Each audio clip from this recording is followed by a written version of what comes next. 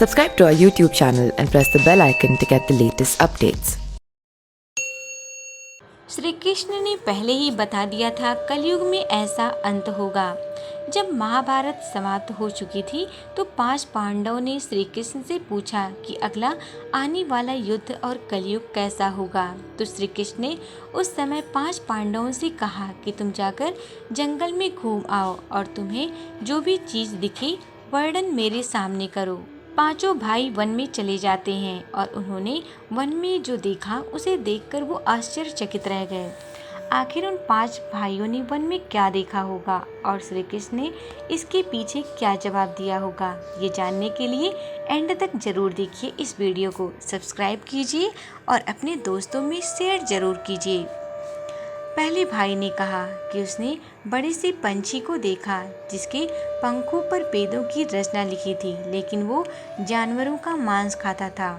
जब अर्जुन ने बताया कि उन्होंने जंगल में कुछ ऐसा देखा तो श्री कृष्ण ने इसके वर्णन में कहा कि कलयुग में कुछ ऐसे ही लोग होंगे जिन्हें बुद्धिमान कहा जाएगा, लेकिन वो दूसरों का नुकसान करने के लिए तत्पर रहेंगे और अपना फायदा किसी न किसी तरह से निकलवाने की कोशिश करेंगे। दूसरे भाई ने कहा कि उन्होंने देखा एक बड़ा सा पर्वत गिरकर धरती पर आ रहा था और वे एक बड़े से वृक्ष से भी नहीं रुका, लेकिन आगे चलकर एक छोटे से पौधे ने उसे रोक लिया। इस पर श्री कृष्ण ने जवाब देते हुए कहा कि कलयुग में सबकी मति मारी जाएगी और वे सब धन के पीछे भागेंगे और धन रूप में वृक्ष उन्हें कभी भी ठीक नहीं कर पाएगा और उनके मन को शांत नहीं कर पाएगा।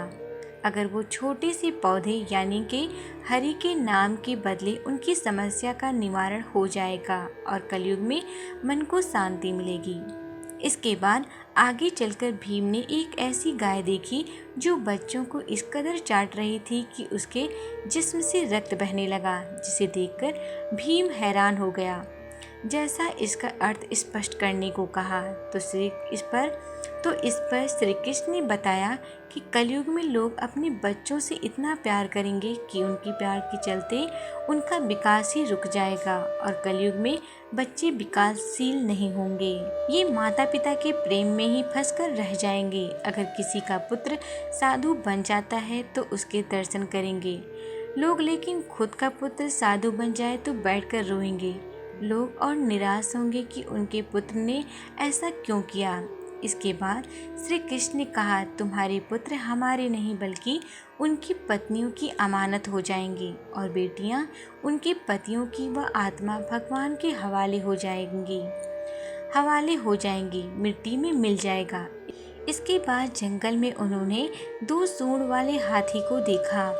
श्री कृष्ण ने कहा, कलयुग में ऐसे ही दोगले लोग होंगे जिनके हाथ में सत्ता होगी और वे कहेंगे कुछ और करेंगे कुछ और इसी तरह वो मासूम लोगों का शोषण करेंगे।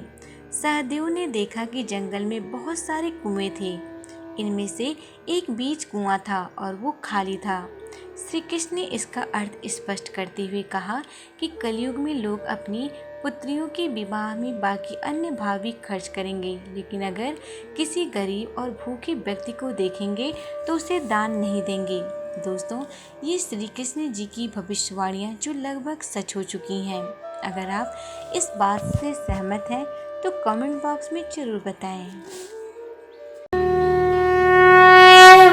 Subscribe to our YouTube channel and press the bell icon to get the latest updates.